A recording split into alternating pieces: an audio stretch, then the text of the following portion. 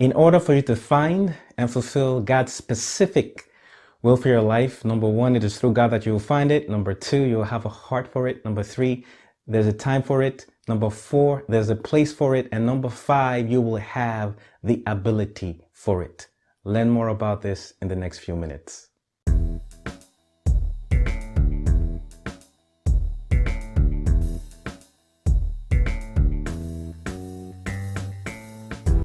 Hello, welcome to part 11 of how to find God's will for your life. In this case, we are dealing with the specific things that God has called you to do. Point number 5, you will have the ability for it. You will have the skills, the talent, the gifting, the know-how to fulfill what God has called you to do. We have been using Moses primarily as the main example of this premise.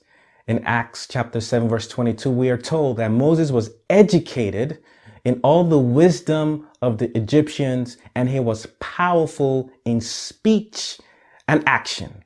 That makes a lot of sense because God called him to get the Israelites out of Egypt. So it makes sense that he will have the knowledge of the Egyptians so that he can be able to communicate, negotiate, and be a liaison between his people and the Egyptians to get the Israelites out of Egypt.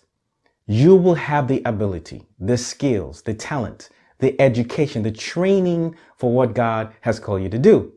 In Exodus chapter 4, around verse 3 and 4, we hear about how when God saw Moses and Moses was trying to explain to God why he wasn't qualified, and God asked him what was in his hand. And God said it was a rod. Some translations say a staff. Now, that staff was in his hand because in Exodus chapter 3, in the beginning of Exodus chapter 3, we were told that he was in the back of the desert tending the flock of his father-in-law, Jethro. Basically, he was using the shepherd's stick to kind of direct and manage the sheep. But to Moses, it was just a rod. But God told Moses in Exodus chapter 4 to cast the rod. And he did, and it turned into a snake, and Moses ran from it. You see, from Moses' perspective, it was just a rod that he was using to tend sheep. But there was more to the rod than Moses thought about. The rod was in his hands. All this while he had in his hands something that God was going to use to help him fulfill his destiny. Along the same lines, you have in your hands, in your possession, within your grasp, the ability to fulfill what God has called you to do. To you, it might just be a mundane thing. To you, it might be something that's not a big deal, but to God, it is a big deal. And when you submit it to God and you seek God and you allow God to work that gift he placed inside of you, you'll be shocked at what God can do with that ability that's in your hand. And perhaps you might have an idea of what your gift is and what it can do, because when Moses, through God's direction, cast that rod, it turned into a snake, and the Bible says he ran from it.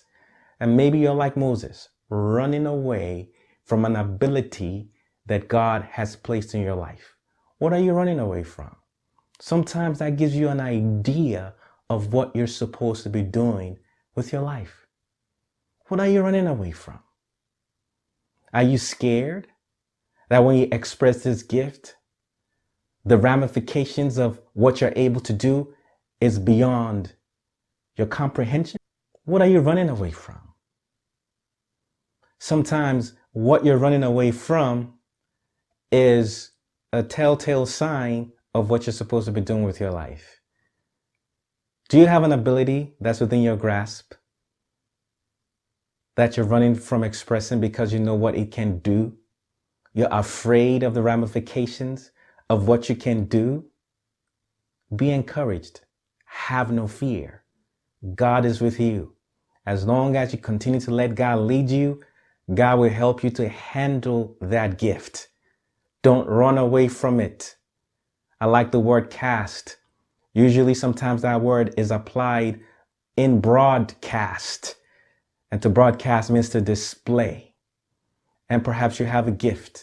Maybe you have displayed it and you know what it can do, and you feel overwhelmed with the potential of what that can do for you, and you're afraid that maybe you may not be able to handle the ramifications of what you're able to do. But I want to encourage you to be of good courage. God is with you and God will help you handle your gift. Or maybe that's what you need to do. Maybe you have a gift, but you haven't cast it or you haven't broadcasted it. You haven't displayed it. I want to encourage you. The fact that you're listening to this right now, watching this right now, could be a sign that it's time for you to move forward and cast, display, express that gift. It's part of what God has called you to do. But here's the bottom line. To find God's purpose for your life, a specific thing that He has called you to do, you will have the ability for it. Next week, I'll be discussing the 6th guideline.